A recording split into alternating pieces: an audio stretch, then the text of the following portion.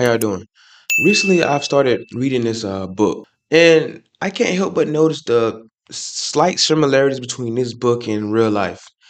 So, when the book starts, right, this great creator, he makes this great invention in less than 8 days, and he decided to give his invention this thing called what's it called again? Oh yeah, free will.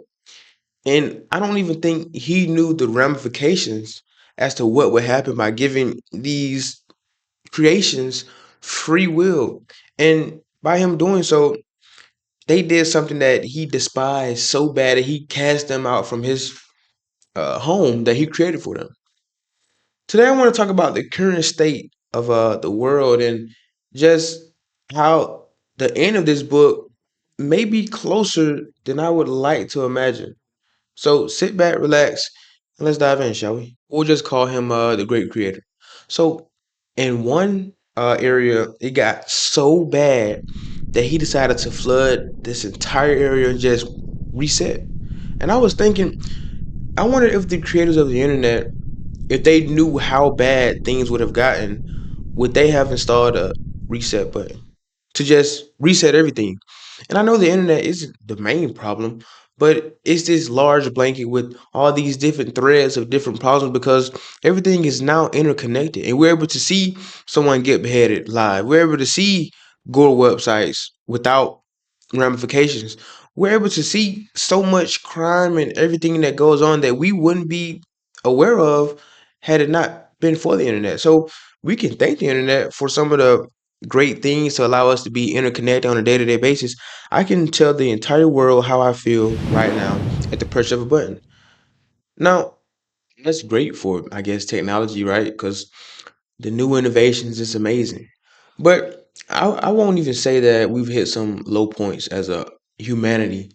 What I will say is I'm seeing more and more and more at an alarming rate. Maybe that's the algorithm, right? And I'm not trying to create any I guess panic. But even when I was young, I wasn't very religious at all. And I would always question as to why are bad things allowed to happen? And why do bad people get to reap so many benefits? And I never really got that answer. Even to this day, I'm still not so sure why so many bad things happen. But it's like we've hit a all-time low in the crazy department, right? With human trafficking being on the rise, yet it's not being covered globally. But what is being covered is football, basketball, sports, and everything else that no one really wants to dig deep in these crevices and peel back this layer of filth that's allowed to go on. No one ever talks about the dark web, which I'm sure it can be taken down, but whatever, just leave it up so we can keep tabs on the crime and what's actually going on. It's like it's like a give and get kind of thing, right? I'll It's like the government, whoever is in control, they'll give so much just to take back a small percentage, right? Well, I understand necessary sacrifices, whatever.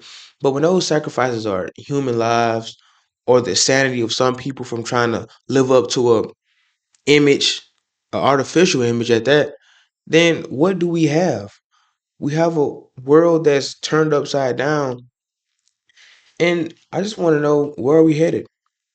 Let me know in the comment section on what you think the current state of the world is.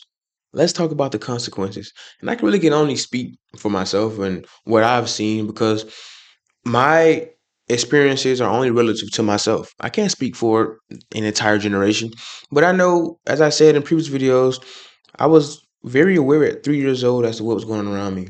I've seen things and I've experienced things that most kids that age shouldn't have seen or experienced, and that's caused me to become emotionally numb in a sense. I've seen so many tragedies. I've surfed the web alone, and I've seen so many crazy things that now, when I see something else crazy, I just say, "Well, I've seen worse," or I say, "It can always be worse," because for everything that you and I don't know, someone has experienced something 10 times, 20 times worse. I read an article about kids being trafficked, and they're in caves and cages and things. And I can't help But I try to say, no, this can't be going on. This can't be going on.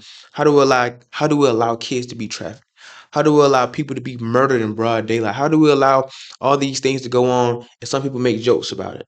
How do we allow these atrocities to exist, well, to coexist with us on this shared platform called the internet, and no one steps up to do a thing about it? And it's like every passing day is something crazier and crazier. And you can say you can always ignore it. Yeah, you can. But what about the people who are walking around talking about this news? Like, what about the people who ask you, have you heard about the bombings and so and so? Have you heard about the group of people who were found dead inside of a shipping container because they were trying to immigrate to another foreign country? What about all these things, right?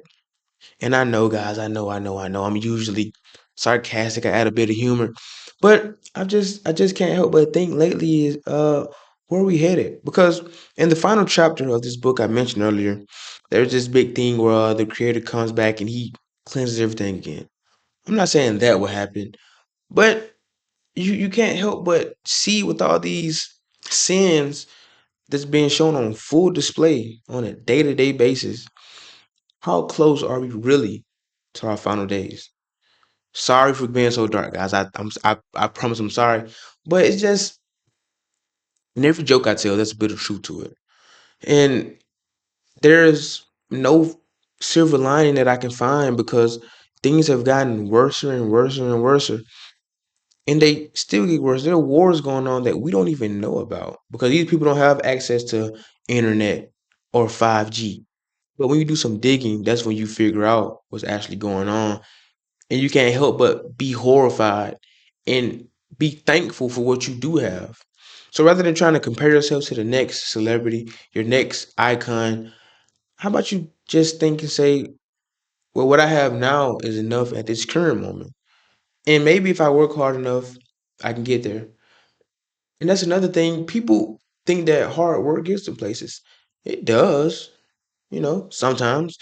But we've seen so many people cut corners and so many people do random feats that spike their income to a point where they think that that's what they have to do.